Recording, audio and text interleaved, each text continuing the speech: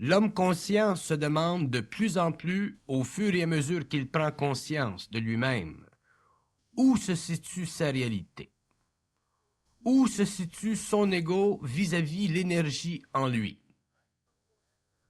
L'homme conscient, à un certain point de son évolution, réalise que la vie, à un certain moment, doit être sous son contrôle absolument.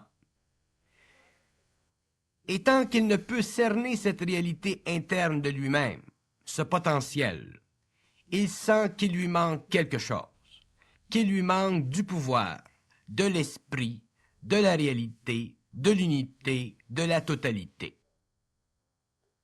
L'ego ou la réalité psychique de l'homme est une entité enrobée de voiles, et plus cette entité évolue, plus les voiles tombent pour laisser pénétrer dans l'homme la sensation de sa puissante réalité.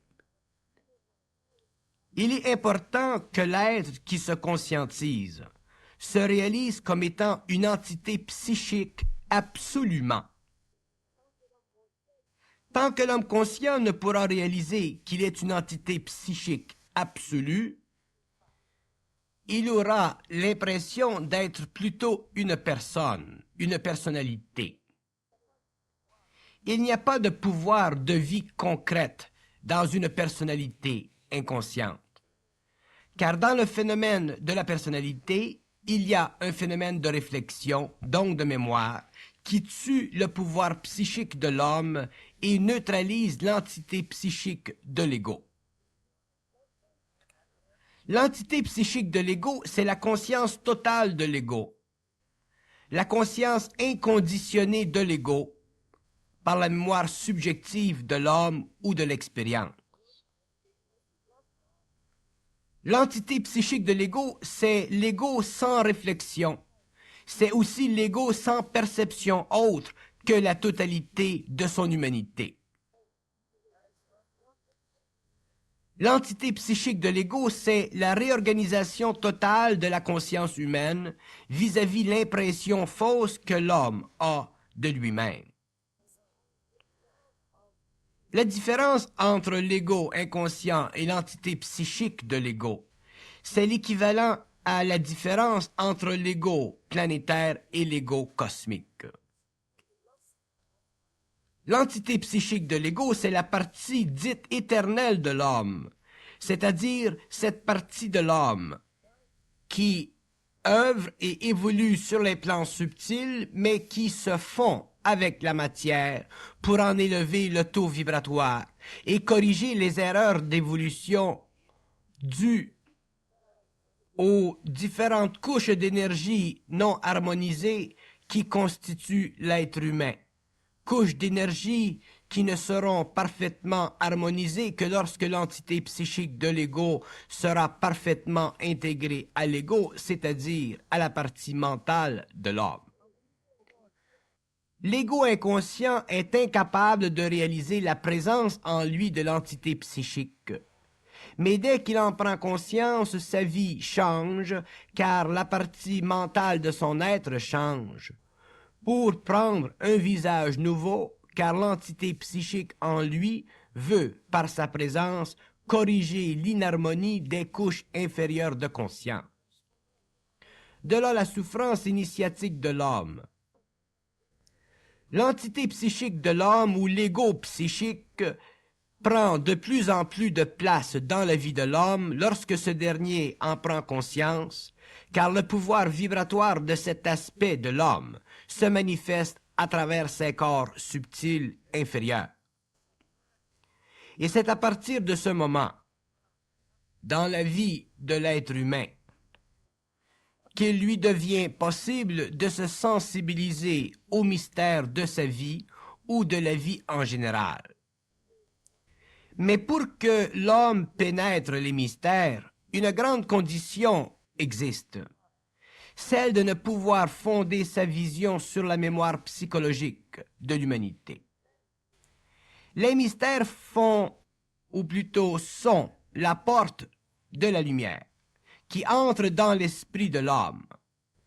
Donc ils sont très importants car dès que l'homme pénètre et lève le voile sur les mystères, il altère la vibration de son mental inférieur et entre en contact plus étroit avec son entité psychique. Les mystères, au fond, ne sont que les barrières psychologiques de l'ego, qui n'est pas encore suffisamment évolué pour pouvoir absorber l'énergie de l'ego psychique. Cette incapacité freine le développement de l'esprit chez l'homme et l'emprisonne dans une forme qui le nourrira tant qu'il ne la fera pas éclater au cours de l'évolution. Toute forme doit éclater et être remplacée par un entendement parfait, c'est-à-dire par une autre forme plus perfectionnée, qui découle de l'enseignement provenant de l'ego psychique vers l'ego planétaire conscientisé, afin de pouvoir sentir une progression dans son intelligence que nous appelons la science.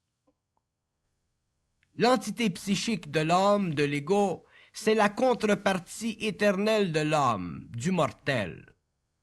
Lorsque ces deux parties sont réunies, l'homme immortalise sa conscience, car son esprit n'a plus besoin de retourner au monde de la mort, de l'astral ou des sphères inférieures pour continuer son évolution.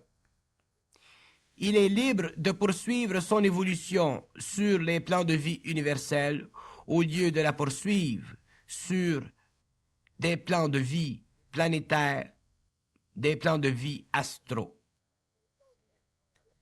Les plans de vie universels sont un peu comme des autoroutes, en comparaison avec les plans de vie planétaires, qui seraient de petites voies de province. Lorsque l'ego a pris conscience de l'ego psychique, il peut commencer à transvider le vaste réservoir de connaissances qui fait partie de sa nature et ainsi participer plus étroitement à la vie créative cosmique de l'entité psychique. L'homme alors ne se sent plus seul dans la vie, car sa vie n'est plus expérimentale, elle est suffisamment créative pour le tenir occupé chaque moment où il contemple cette même vie à travers sa conscience supérieure, c'est-à-dire à travers la présence de l'entité psychique en lui qui opère sur le plan mental par vibration. Mais avant que l'entité psychique puisse faire partie intégrale de l'ego, il faut que l'ego ait assimilé une vaste gamme de vibrations émanant de l'ego psychique et répercutées dans la vie mentale et émotive de ce dernier. Plus l'ego peut absorber cette énergie provenant de l'ego psychique, plus l'ego planétaire devient lui-même psychique, c'est-à-dire plus il devient l'expression matérielle de cette entité qui évolue sur des plans subtils de sa vie cosmique. La vie cosmique est sensiblement différente de la vie planétaire. La vie planétaire est conditionnée par la matière, alors que la vie cosmique en est libre. Et tant que la vie planétaire n'a pas pris conscience de la vie cosmique, l'homme ne peut parfaitement vivre sur le plan matériel, car il est soumis au lieu d'être libre. L'ego psychique, de par sa nature, cherche à perfectionner sa relation avec l'ego planétaire, ce qui permet à l'homme d'évoluer et de créer sur le plan matériel une civilisation à la hauteur de son pouvoir ou de sa réalité interne. L'ego psychique, par contre, doit être suffisamment intégré pour que l'ego planétaire puisse se servir créativement de son énergie, car cette énergie, étant libre de la forme, suscite dans l'homme des bouleversements qui risquent de disloquer les corps subtils de l'ego planétaire. Voilà pourquoi une instruction est nécessaire afin de permettre à l'homme de comprendre ce qui se passe en lui lorsque s'établit le lien ou le contact vibratoire entre l'ego planétaire et l'ego psychique. Les mystères cachent la réalité de la vie cosmique, car l'ego planétaire n'est pas près de l'ego psychique pour absorber le taux vibratoire ou le choc vibratoire de sa lumière, ce qui crée la révélation. L'ego planétaire est tellement sécurisé par la mémoire ancienne que le contact entre l'ego et l'ego psychique trouble cette mémoire, trouble l'esprit de l'homme. Donc, il préfère en général demeurer isolé de lui-même, mais apparemment sécure. Les mystères deviendront de plus en plus des voies ouvertes, des livres ouverts au fur et à mesure que l'homme, que l'ego planétaire, se fondera avec l'ego psychique, et c'est ce qui ouvrira la voie à la descente sur la terre d'une science nouvelle. Car derrière les mystères, il y a une grande science que découvrira l'homme et non une grande spiritualité. Au contraire, la connaissance des mystères détruit la forme ancienne de la spiritualité et de l'inconscience de l'homme pour lui donner un visage froidement scientifique, froidement mental, dans un sens nouveau du terme. L'ego psychique, dès qu'il se superimpose à l'ego, transforme l'être humain en un être nouveau, un être qui n'a jamais existé sur le globe. À partir de ce temps, la vie de l'homme change et l'homme change la vie, car sa vie devient tellement réelle, c'est-à-dire une puissance créative en elle-même, que toutes les formes mortes qui font partie de l'ancienne vie sont changées pour des formes nouvelles vitalisées par l'ego psychique à travers l'ego planétaire. L'ego psychique, tant qu'il n'a pas réussi à transformer tout le matériel de l'ego planétaire, ne peut se superimposer dans la matière, car son temps n'est pas parfaitement ajusté aux événements de la vie égoïque.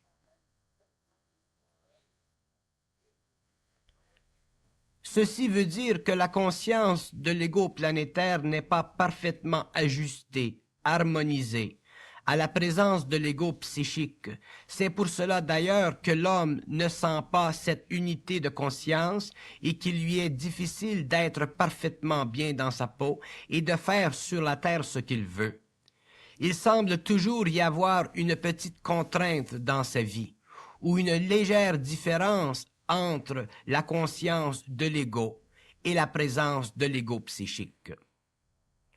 D'où le petit malaise subtil de la conscience humaine. Le fait que l'homme soit incapable, ou semble être incapable, de fermer la boucle entre sa conscience égoïque planétaire et sa conscience psychique ou cosmique est la base de la condition humaine. Et c'est la compréhension des mystères de la vie à tous les niveaux qui permettra à l'homme de dépasser cette condition ombrageuse de sa vie. S'il est suffisamment fort, évolué, pour absorber l'énergie qui se canalise en lui lorsqu'il regarde plus loin à l'intérieur de sa propre réalité. L'ego psychique doit traverser la conscience humaine. Ceci n'est pas facile pour l'homme car ce dernier tremble déjà dans l'âme et trempe surtout dans le doute de son expérience. L'éclaireur vient et lui démontre qu'il doit se faire confiance à lui-même, à la vie en lui, mais à lui-même en fonction de la vie en lui. Alors commence à résonner en lui l'entité psychique en harmonie avec l'ego. L'ego veut, par désir, ce que peut lui offrir l'entité psychique, car il a lu ou il a entendu dire telle ou telle chose merveilleuse chez ceux qui ont fondu leur être avec cette entité psychique. Mais il ne connaît pas la souffrance qu'ils ont connue, ces êtres. Et il croit qu'il sera privilégié, qu'il ne souffrira pas quelque part dans le temps, lorsque l'entité psychique se superimposera sur sa conscience planétaire. Grande illusion, en effet. Mais illusion ou non, ce n'est pas le point, car tout doit se faire selon les lois cosmiques, c'est-à-dire selon les lois de l'intelligence créative et vibratoire, et non selon les désirs de l'ego planétaire. L'homme nouveau doit naître et toute naissance est pénible, mais toute naissance est glorieuse. L'adulte ne pleure plus son arrivée dans le monde. L'ego conscientisé ne pleure plus la souffrance liée à son illusion passée. L'ego psychique, la partie intemporelle de l'homme, traverse le temps et l'espace pour se manifester dans le mental de l'homme. Le mental supérieur est libre du temps et de l'espace, et lorsque l'entité psychique se superimpose sur l'ego planétaire, la conscience de ce dernier s'allège, car elle n'est plus verrouillée dans les formes d'une conscience inférieure qui essaie de se situer vis-à-vis elle-même, mais avec grande difficulté. Elle cherche plutôt à égaliser son rapport vibratoire avec la présence de l'ego psychique. Et c'est ainsi que l'homme apprend pour la première fois à goûter réellement de la vie, c'est-à-dire à vivre, non plus en fonction de sa mémoire, de ses émotions subjectives, de ses pensées subjectives, de la force active de l'âme en lui, mais de son énergie créative, de son intelligence supérieure, de son rapport étroit avec la partie intemporelle ou sans fin de lui-même. Tant que l'homme ou l'ego planétaire ne possède pas une conscience suffisante de son ego psychique, il ne peut sentir son pouvoir créatif, donc il ne peut bénéficier de ce pouvoir créatif à l'intérieur de lui-même. Il n'a pas la volonté de vaincre absolument tous les obstacles de sa vie. C'est pourquoi il ne peut bénéficier mentalement, émotivement, vitalement et physiquement de l'énergie de cette entité, car il n'a pas une conscience suffisante de cette entité. C'est pourquoi la compréhension des mystères élèvera l'esprit de l'homme, et ceci en retour permettra que se canalise plus facilement l'énergie de l'ego psychique vers et à travers l'homme. La compréhension des mystères sera un des grands tournants de l'histoire de l'homme. Cette compréhension lui permettra de bénéficier du pouvoir vibratoire du mental supérieur et d'ainsi changer, altérer toute sa vie sur tous les plans. La profondeur des mystères ne tient qu'à la profondeur de l'ignorance. Plus l'ignorance se dissipera, plus l'homme aura accès aux mystères, donc plus son ego psychique s'exprimera à travers sa conscience humaine. L'ego psychique, l'ego réel, trempe dans l'invisible. Il ne trempe pas dans le matériel. Et c'est cette conscience de l'ego psychique qui trempe dans l'invisible qui apportera à l'ego planétaire la connaissance des mystères qui lui permettra de transmuter l'énergie de ses principes inférieurs. L'ego psychique, c'est l'expression de ce qui est le plus intime à la nature de l'homme, à son esprit. C'est l'homme cosmique qui n'est pas assujetti à l'homme planétaire matériel.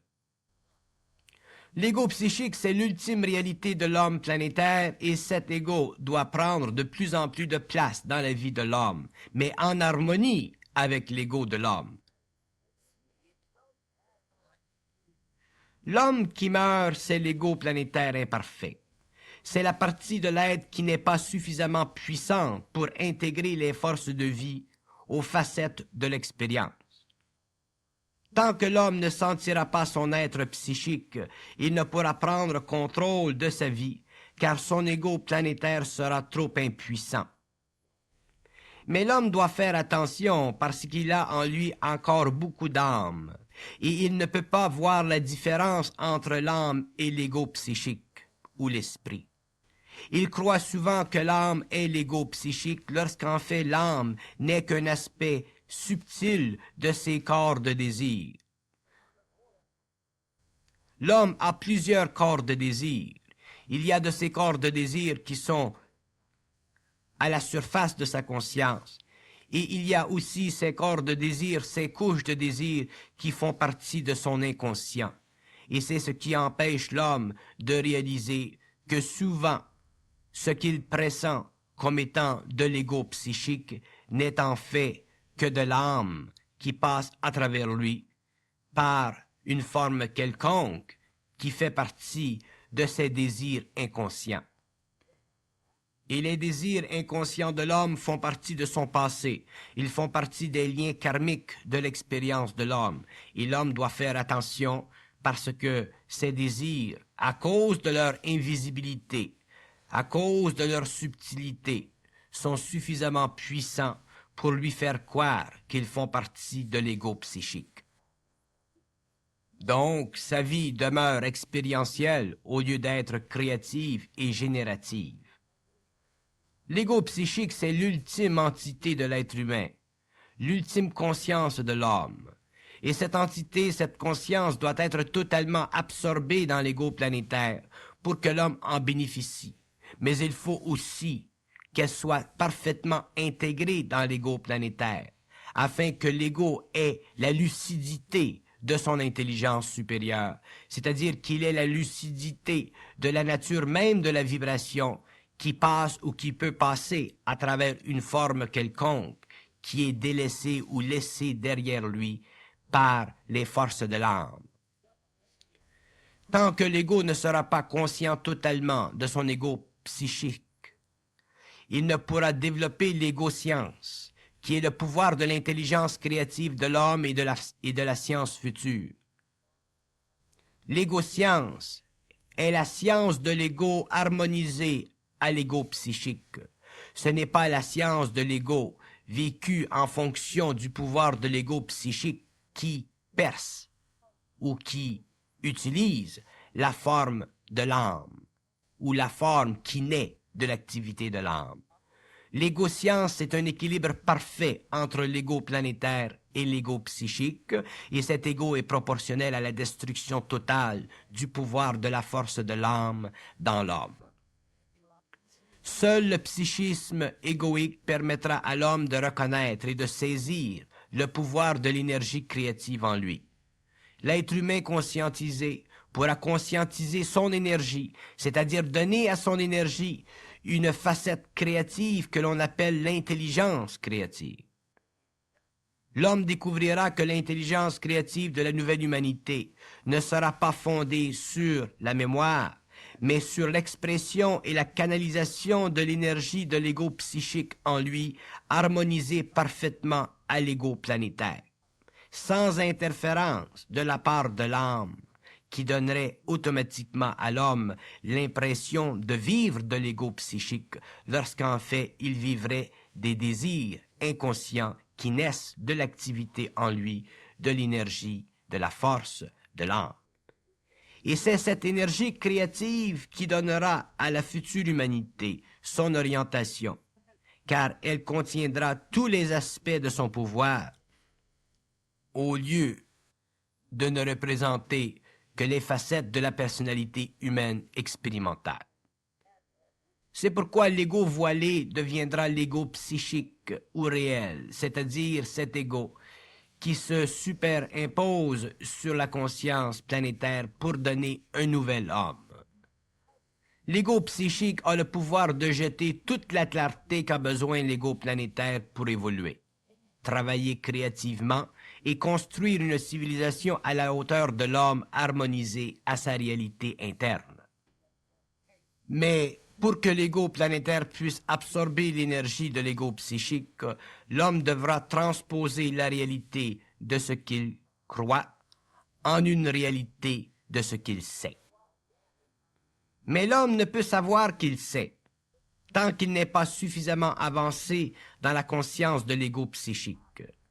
Ce qui empêche l'ego psychique de se superimposer sur l'ego planétaire, c'est la totalité des illusions de ce dernier. L'ego planétaire, pour survivre, s'entretient tellement d'illusions que l'ego psychique traverse difficilement sa conscience endormie. C'est pourquoi l'homme doit reconnaître sa relation avec l'ego psychique pour pouvoir entamer cette nouvelle tranche de vie qui lui est due. Mais dès qu'il prend conscience de l'ego psychique, il doit en subir d'abord le puissant effet sur sa conscience non ajustée. Dès que l'homme entreprend de se conscientiser, il entreprend de ne plus retourner en arrière. C'est-à-dire qu'il doit découvrir, à force de persistance, le plan de vie qui lui convient le mieux dans les circonstances actuelles de sa vie. Si l'ego psychique ou les forces créatives en lui n'est pas bloqué par quelque illusion que ce soit, il percera l'étoile de sa vie assujettie pour l'amener à reconnaître le plan de vie qui lui convient le plus, autrement dit, sa destinée. Pour que l'homme crée un ordre nouveau dans sa vie, il lui faut posséder une intelligence qui se renouvelle constamment, qui se perfectionne, qui s'ajuste de plus en plus à la réalité qui lui convient de plus en plus et le mieux. Il n'est pas dit que l'être humain doit se conformer à la vie. Il est dit que l'être humain doit conformer la vie à ses besoins réels. Mais il faut que ces besoins soient réels, sinon la vie ne se conformera jamais à ses besoins.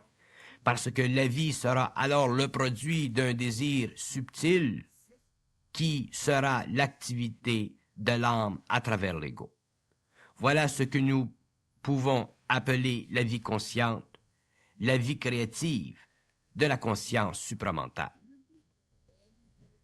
L'être humain conscient du Verseau découvrira que plus il avance dans la conscience, plus il se perfectionne et plus ce qu'il a fait auparavant, qui lui semblait être conscient, n'était en fait qu'un voile créé par l'âme contre l'énergie psychique de son ego cosmique. Et lorsque l'être humain a réalisé pleinement ceci, c'est à partir de ce moment-là que s'établit l'équilibre entre l'ego planétaire et l'ego psychique, et qu'il n'est plus capable de se faire jouer dans les cheveux, qu'il n'est plus capable de se faire prendre dans des illusions qu'il considérait auparavant comme étant l'activité de l'ego psychique, lorsqu'en fait elle n'était que des activités de l'âme, subtilement cachées derrière le voile de la forme. C'est parce que l'homme n'a pas conscience de son ego psychique qu'il ne sent pas la capacité de faire ce qu'il veut dans la vie. Lorsqu'il sera dans la conscience de son ego psychique, lorsqu'il sera lui-même psychique dans le sens parfait du terme, c'est-à-dire lucide en intelligence, au lieu d'être psychologique, il pourra vivre sa vie à la mesure qu'il la ressent. En attendant, il doit se développer en lui la fusion de l'énergie avec son ego. La fusion de l'énergie avec l'ego, phénomène évolutif du 20e siècle, déclenchera sur la Terre une nouvelle vague de conscience qui permettra de changer éventuellement sur le plan individuel toute condition de vie insupportable, faute d'intelligence créative et de volonté créative. Le pouvoir de l'ego, ou le pouvoir de l'ego-science, est tellement grand que l'humanité en général, inconsciente de son évolution, fait face à une des plus grandes forces qui aura pénétré le seuil de la conscience humaine depuis l'origine de l'homme sur la Terre. Cette nouvelle conscience, libre de tout ce qu'elle mettra de côté, élèvera la conscience de la planète par la simple manifestation du pouvoir de l'ego psychique à travers l'individu conscientisé. Ceux qui seront transpercés par l'énergie de l'ego psychique auront incontestablement une capacité qui leur assurera éventuellement une survie sur le plan matériel au-delà des conditions de vie qui pourraient s'abattre sur l'humanité si l'homme ne réussit pas à corriger ses tendances à l'autodestruction. L'ego psychique, la synergie de l'homme, pour lui bénéficier, doit être canalisé sans obstacle égoïque, sans barrière psychologique, sans restreinte émotive et sans conditionnement de la part de l'énergie de l'âme ou du désir inconscient qui vient d'elle. L'ego psychique ne peut se faire valoir à l'ego de l'homme qu'en fonction de son pouvoir créateur. Il ne peut se faire valoir qu'en fonction de la possibilité à l'ego planétaire de l'intégrer parfaitement, sans subjectivité, sans réflexion aucune. Et ce n'est qu'avec le temps que l'homme découvre s'il y a en lui de la subjectivité ou de la réflexion. Ce n'est qu'avec le temps que l'homme découvre s'il y a en lui un désir subtil quelconque qui naît de l'activité karmique de l'âme. L'ego psychique, l'ego réel et sans voile, c'est la conscience du surhomme de la nouvelle évolution. L'homme de la Terre n'a entrevu qu'une partie de sa réalité. L'autre partie lui est cachée, jusqu'au jour où elle lui sera rendue réelle et totale. L'ego psychique est en train de se développer aujourd'hui dans le monde et le temps est venu pour que l'homme ou les hommes des différentes races et des différentes origines prennent conscience de l'universalité de cette conscience, de cette mutation qui annonce l'arrivée dans le monde au cours de la prochaine génération de forces intelligentes qui élèveront la conscience de la Terre et assureront une continuité dans l'évolution de la planète, malgré les tendances naturelles des forces décadentes à l'autodestruction. L'ego psychique deviendra la mesure même de la nouvelle conscience, alors que par le passé, cet ego psychique n'était pas connu de l'homme, excepté de quelques privilégiés qui s'étaient tournés vers les sciences plus occultes pour en étudier les propriétés psychologiques et vibratoires. L'ego psychique ou le psychisme humain est une très grande force dans l'homme qui peut être utilisée pour le bien ou pour le mal, selon l'orientation de l'esprit de l'homme. Mais le nouvel esprit de l'homme, l'ego psychique de la nouvelle évolution, sera suffisamment intégré, c'est-à-dire rendu intelligent vibratoirement dans l'ego, pour qu'il soit utilisé pour le bien de l'humanité et la correction des abus qui risquent d'aliéner la Terre et de détruire la planète. L'ego psychique est une entité réelle de l'homme, c'est-à-dire qu'il peut se déplacer à volonté, en dehors du corps matériel de l'homme, et prendre forme là où l'homme le désire, pour quelque raison que ce soit. C'est pourquoi l'ego psychique de la nouvelle race racine sera la garantie de l'équilibre entre les forces de destruction et les forces de construction sur la Terre. La Terre n'appartient pas à l'homme matériel, elle appartient à l'ego psychique de l'homme. Et cet ego aujourd'hui est prêt à prendre possession de sa planète. Car, au cours des siècles qui viendront, la Terre retournera à l'esprit. Lorsque l'ego psychique aura pris possession de la Terre, la guerre et la destruction seront éliminées de sa surface. L'homme matériel ne peut éliminer la guerre car elle fait partie de l'activité de certaines forces inconscientes en lui, qu'il ne peut contrôler, car il n'en est pas conscient. Lorsque l'ego psychique de l'homme, d'un certain nombre d'êtres humains, sera libéré de l'enveloppe charnelle, les forces de destruction dans l'homme ne pourront plus l'utiliser à leur fin, car elles seront neutralisées à la source, c'est-à-dire dans la partie dite invisible de la réalité. C'est là que se fera sentir la puissance des nouvelles forces créatives de l'homme. Ce qui nuit le plus à l'évolution et à la manifestation de l'ego psychique, c'est la nature même de la pensée humaine. L'homme a tendance à penser en tant qu'être raisonnable, au lieu de voir les choses telles qu'elles sont dans leur réalité suprasensible. L'ego psychique, c'est l'homme sans le support de la matière. Donc, c'est l'homme dont la conscience doit être coordonnée à une structure égoïque qui lui permet de transposer en termes d'irréel ou sensoriel ce qui est supraréel et suprasensoriel. Voilà ce qui rend la réalité si difficile à définir pour la plupart des hommes de la Terre qui font encore partie de la vieille humanité. La mort a toujours empêché l'être humain de contrôler son évolution, car elle bloquait la relation entre l'ego psychique et le mortel, en lui soutirant la continuité de conscience dont il avait de besoin pour voir au-delà des illusions profondes du monde de la mémoire, qui est le monde de la mort, le monde où évolue l'âme après qu'elle soit retirée du corps matériel. C'est le monde de la mort ou de la mémoire qui empêche l'homme de reconnaître la continuité de sa conscience.